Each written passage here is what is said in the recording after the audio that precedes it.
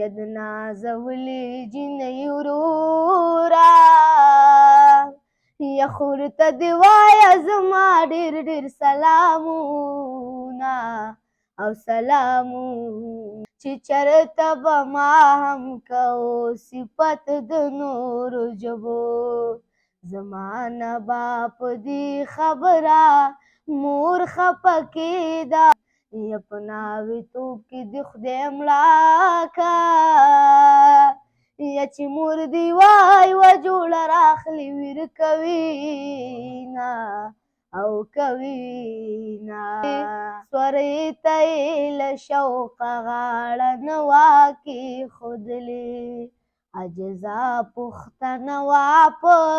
خپل ورور خفه کېده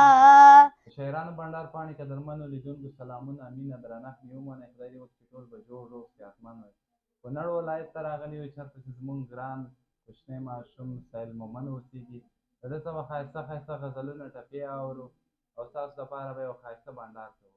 نو سایل جانه تا ته په دې ادبي خپرونه کې ډېر زیات مینه او هرکلی وایم مننه تاسو څخه چې دومره راغلی ځان مو زحمت کړو او موږ هم دې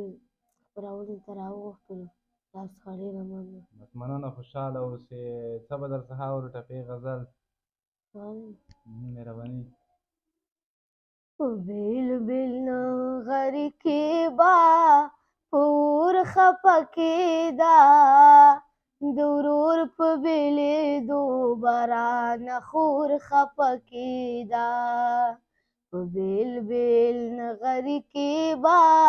په اور خفه کېده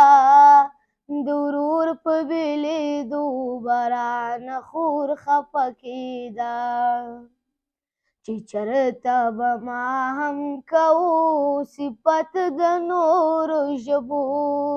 چې چرته به ما هم کوو صفت د نورو ژبو زما نه به په دې خبره مور خفه کېده د ورور په بېلېدو به رانه خور خفه کېده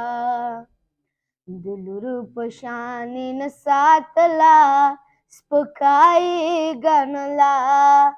د لور په شانې نه ساتله سپکایې ګڼله د خوښۍ نه به خامخا انګور خفه کېده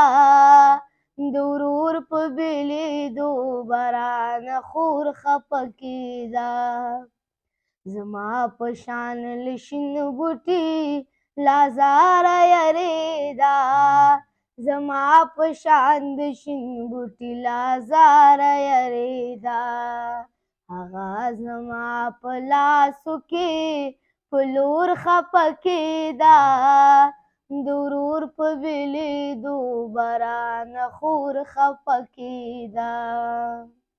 سورې ته یې له شوقه غاړه نه وه کېښودلې سورې ته یې له شوقه غاړه نه وه کېښودلې عجزه پوښتنه وه په خپل ورور خفه کېده د ورور په بېلېدو به رانه خور خفه کېده د ورور په بېلېدو به رانه خور خفه کېده دا د څو ټپې د شاعرانو بنډار د یوټیوب چینل ټولو مینهوالو ته ډالۍ وي چې ید نازولې جنۍ وروره یو خیمې نه چې په سر دې ګرځومه او ګرځومه ید نازولې جنۍ وروره یخور ته دې وایه زما ډېر ډېر سلامونه او سلامونه ید نغارې اواز دې راغی ید وړې لور سره له کټه پرېوتمه او پرېوتمه ید کلي منځ کې ډازې وشوې یا په زړه سوری شي یاره ودې کړه کوژدنه او کوژدنا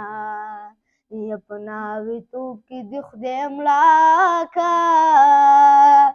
یا چې مور دی وای و جوړه راخلي ویر کوي نه او کوي نه یا د سرې ډولۍ په ارمان مړه شي یا نصیب دې مشه په نکریزو سره لاسونه او لاسونه